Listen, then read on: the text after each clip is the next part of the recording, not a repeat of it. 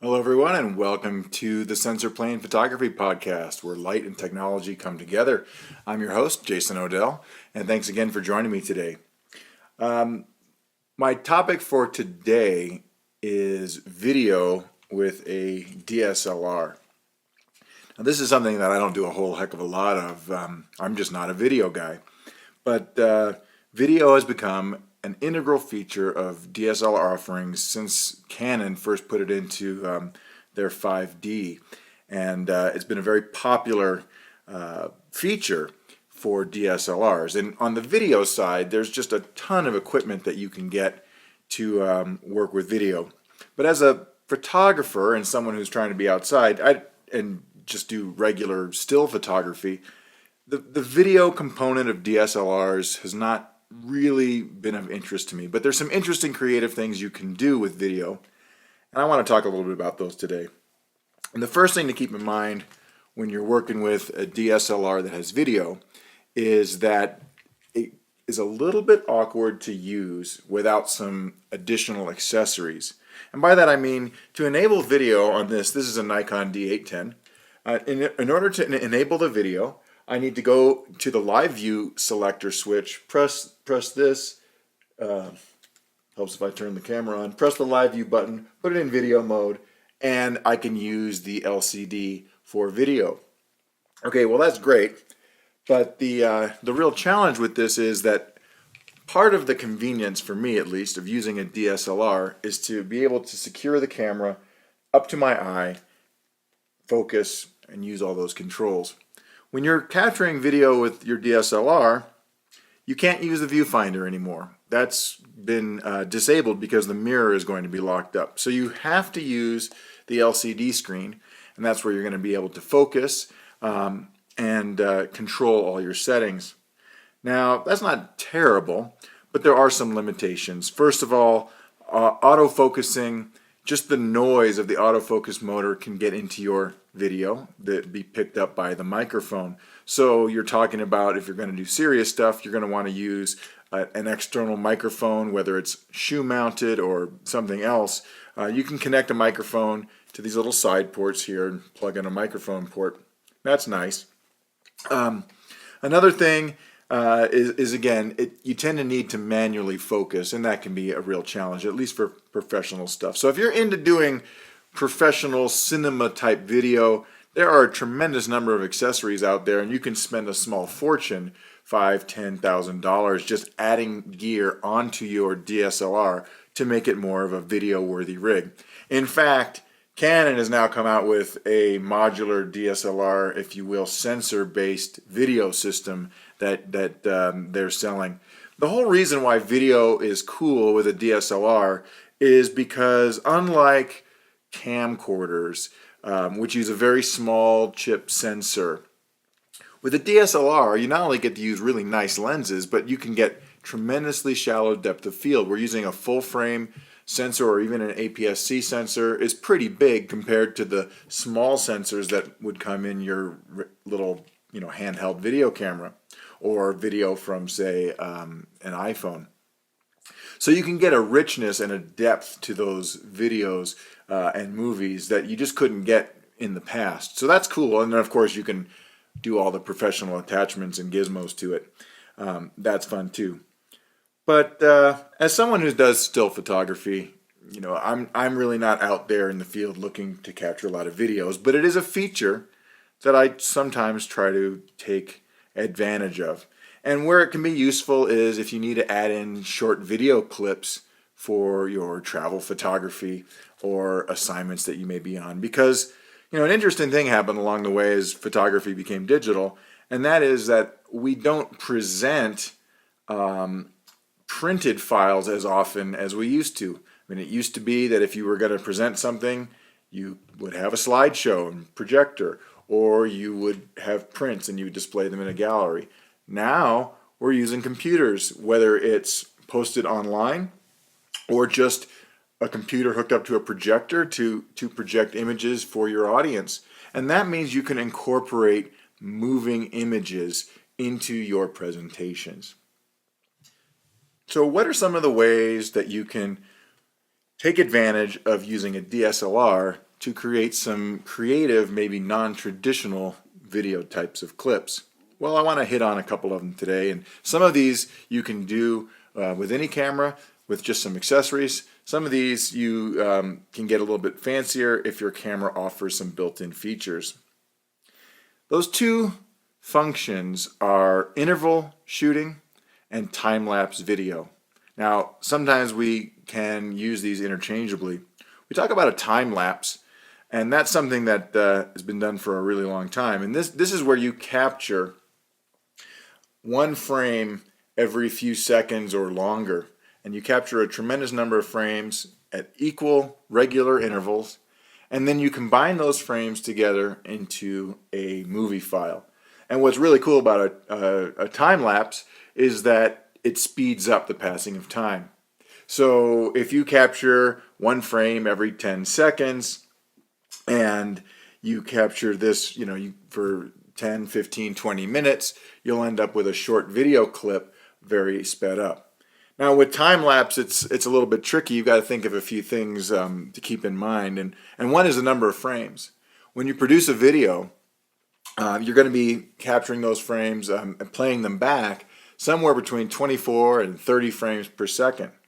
Now it doesn't sound like much, but think about it. If you do one frame every 10 seconds, in order to capture 1 second worth of video, you need 300 seconds or 5 minutes worth of interval shooting. So that's something to keep in mind when you're doing that. You can really have to set up your camera somewhere and leave it alone for, in some cases, 30 minutes, 40 minutes, or longer, depending on what kind of movement you want to show. So that's not the kind of thing that you would necessarily do in the middle of downtown New York City, unless you really want to babysit your camera for that long. One thing I like to do is if I'm going to set up for interval shooting, it's nice to have a second camera that you can use, even if that camera is an iPhone, to take other pictures while you're at it. Now, you can combine images using interval timer, and the way you need to set up your camera to take interval shots is through using something called an intervalometer. Now, many cameras have interval shooting built in. So here's my Nikon D810, and it's got a menu option called interval timer shooting right here. And it gives me the option of setting an interval. So here the interval is the time between the frames, between the shots, and the number of intervals and the number of shots per interval. So I could do one interval of 100 shots, or I could do 10 intervals of 10 shots each. I get the same thing. It just depends on how you want to set it up. And then you have some options if you want to delay the start or start at a particular time. It's all built into the camera.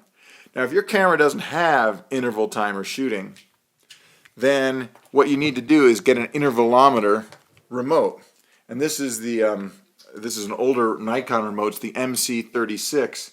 And this remote cord, which attaches to the camera here through a 10-pin connector, this has the same features. It's a little bit more clumsy to set up. You really got to read the manual on these things. But you can set up intervals. So here I've got it set for a 3-second interval.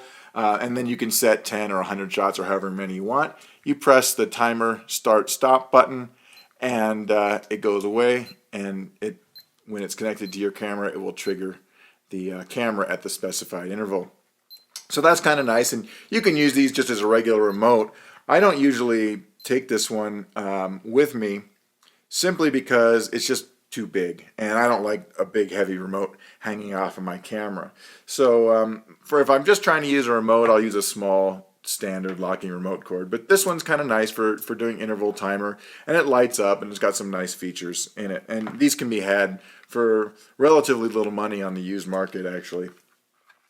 So that's creating intervals. And what's the difference between interval shooting and time lapse? Well, the interval shooting is a starting point. The time lapse is one way to produce the images.